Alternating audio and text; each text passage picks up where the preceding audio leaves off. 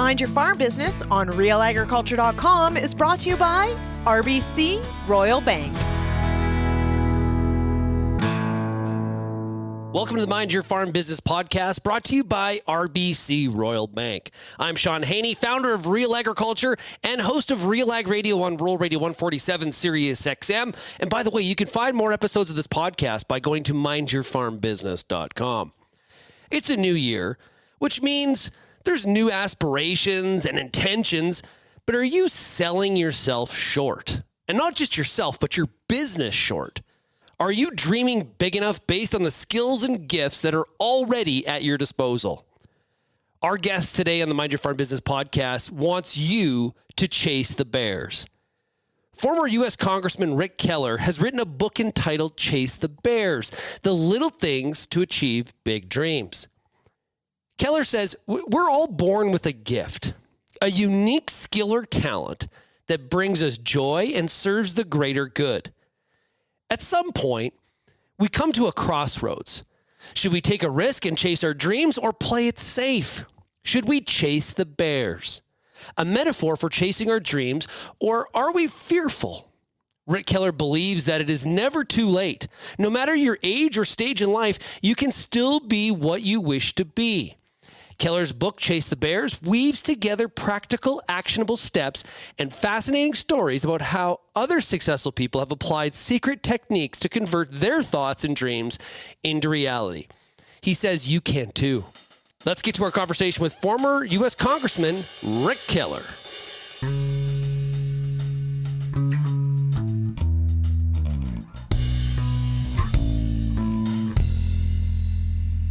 Mr. Keller, welcome to the podcast. Well, thank you. I look forward to it. Yeah, so I guess let's get to it in the sense that your book, Chase the Bears, Little Things to Achieve Big Dreams, it fits very well into a lot of discussion we have here on the Mind Your Farm Business podcast. I guess off the top, why the title? What do you mean by Chase the Bears? So I was sitting with my wife one Sunday morning, and we were drinking coffee and reading the newspaper, and I had just written a book, but I didn't have a title for it yet. And as we're sitting at the kitchen table, this family of bears comes running right outside our window. And we live a mile or two away from the woods in Orlando. And it was surprising. It was a mother bear and three little cubs. And Lori, my wife, and I just stood up without saying a word, went outside and chased these bears because we're trying to continue this magnificent experience of seeing these cute little cubs run along. And a Florida black bear can run 35 miles per hour, and a human in the Olympics can only run 28. So if that mama bear had decided to turn around and charge us, she would have got us. And I said to Lori, that's really nuts. I know we wanted to do this, but we got killed here. I said, but at the same time, it's sort of a metaphor, isn't it? Because most people in that circumstance would be content to stay inside, play it safe, look out their window as life passes them by. But some people go for it. They chase their dreams. They chase the bears. Lori said, "That's the name of your book, right?" And so that's how we came up with it. It's sort of a metaphor for chasing your dreams. That is pretty cool.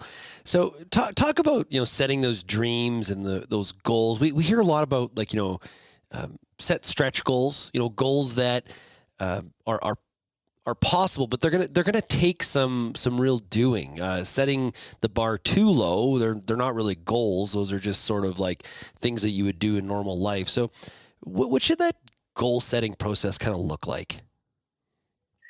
So I have what I think is the world's most powerful goal setting formula. That's kind of the heart of this book, and it's a 3-step process where number one, you set a very specific goal by a specific time frame. You write it down. Number two, you read that card every morning and night, affirmations, drill it in your head. And number three, you visualize yourself already there, having already achieved it up on the stage. And my own view is, I'll give you a practical example. How do you set it? So my first big goal that I ever set in life was I wanted to graduate first in my class in college.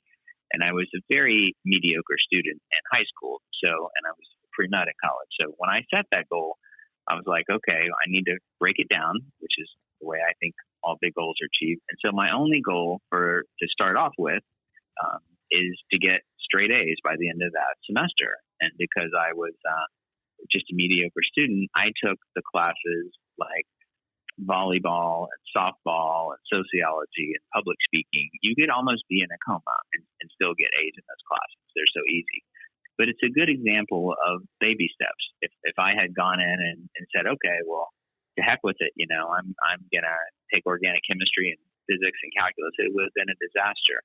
And that's sort of why most people screw up when they come into New Year's resolutions. They're like, man, I'm going to lose 50 pounds by my high school reunion in 3 months, and I'm going to work out, 90 minutes a day.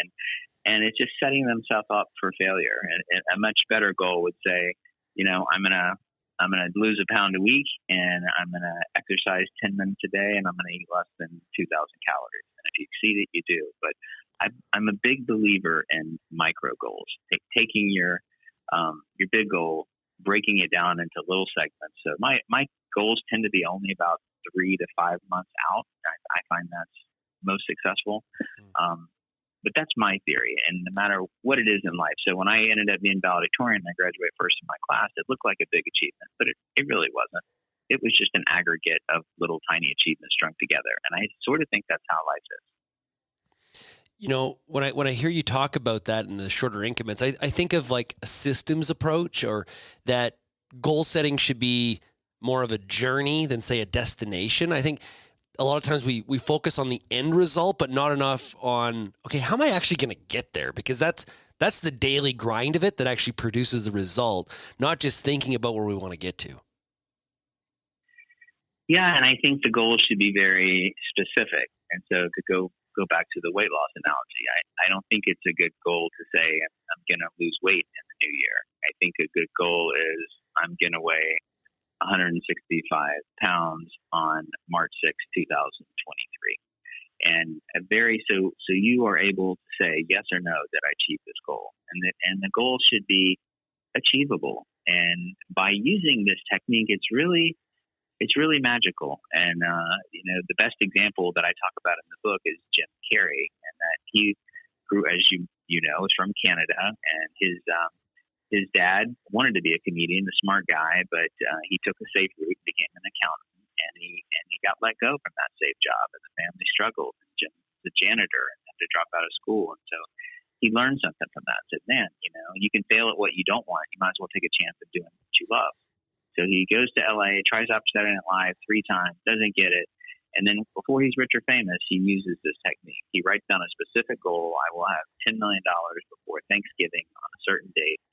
He writes it on a check. He reads that check every morning, every night.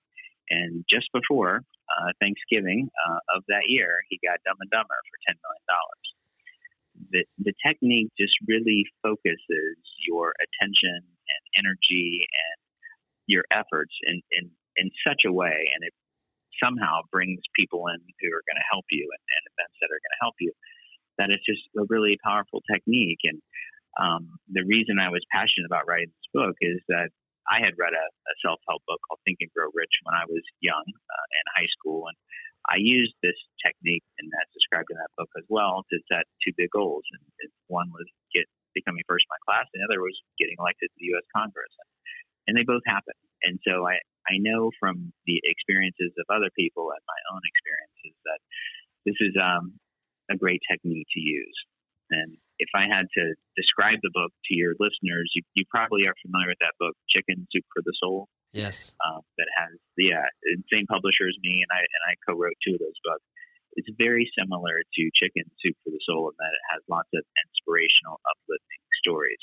What makes it different is that it gives you these practical action steps as to how to actually take your dreams and convert them into reality. It tells you how to network the right way. Here are the 3 principles, that sort of thing. And then to make it easier to read, I try to use lots of humor. So it's an easy read of an uplifting book. It's going to give you some practical tips that could be life-changing. We'll get back to the Mind Your Farm Business podcast, but first a word from our sponsor, RBC Royal Bank. This episode of Mind Your Farm Business podcast is brought to you by RBC. As an agricultural producer, you're putting a lot of thought into your operation every day. You probably have more than a couple of ideas on how to handle challenges. like market fluctuations, unexpected weather, or simply weighing the pros and cons of adopting new technology. But knowing where to start? That's where a solid risk management strategy can help. Visit rbc.com/risk management to learn more. Now, one of the things you talk about in your book, Chase the Bears, is that you need to use your gifts. And everybody has, in your example you just gave with Jim Carrey, obviously his gift is comedy, being funny. And he found a way to succeed in life centered around that gift. Maybe for some of us, though, our gift isn't so recognizable, and we have to do a bit of a search internally for what actually is my gift. And my question to you is, around this idea of individual gifts, how do you know what that gift is? So I think you've hit on such a great point. I don't think there's anything more important in this book than using your gifts. And your gift is the thing that you do the absolute best with the least amount of effort. The thing that's easy for you but can be hard for other people. The thing you love doing. When you start doing this thing, you feel like maybe you're a 6 or 7 level happiness. 45 minutes into it, you're a 10. Time seems to fly by. It's the thing that you would do for free. If you could have that ability, it's the thing that you're great at that comes really easy for you. And so for me, for example, it's very easy for me to do public speaking and humor and to write in a way people understand it.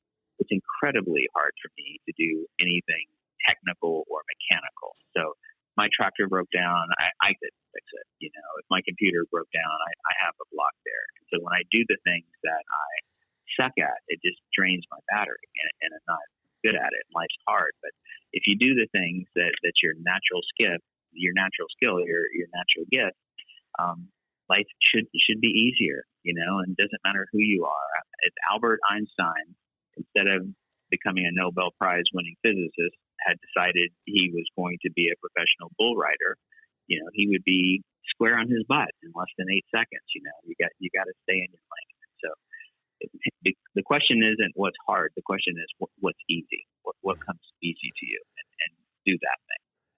And if you can align that thing that comes easy to you, if you can align that gift with personal purpose, you've really hit on something. If you can align that gift with personal purpose and for the greater good, if you can align that gift with something that is not only going to personally help you, but is going to lift people up or bring people together or somehow make their lives better, you're looking at guaranteed success under that situation. You may stumble, you may falter, but if you are using your gifts for the greater good, then you will not fail. And I give several examples in my book of that, and just to give you a couple that your listeners would be familiar with. So Walt Disney was fired from his job at 22 because they said he wasn't creative enough. Martin Luther King Jr. was given a C in public speaking. Michael Jordan was cut from his basketball team. Oprah Winfrey was demoted because they told her you're not fit for television news. The Beatles weren't given a record deal initially, so they couldn't make it in the music business. J.K. Rowling rejected 12 times in a row until the 13th publisher accepted Harry Potter, went on to sell over 500 million books.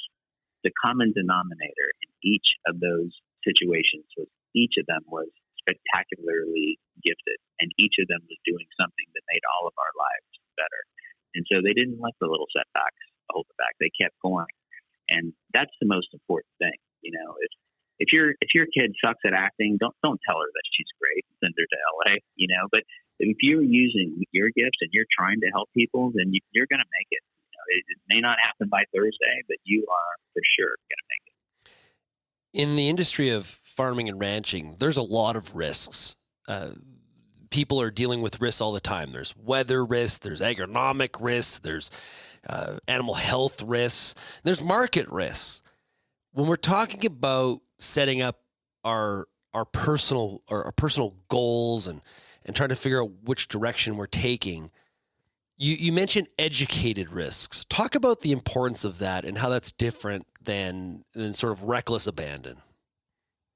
So an educated risk is a baby step that is aligns with your purpose. And if you are doing something that is small and something that's in the area of your gifts, that's an educated risk. So what is not an educated risk is being like Evel Knievel and strapping yourself into a rocket motorcycle and say, what the hell, I'm going to jump this Snake River Canyon. An educated risk is a small risk that is in the area of your dreams and focus. That's something that you're good at.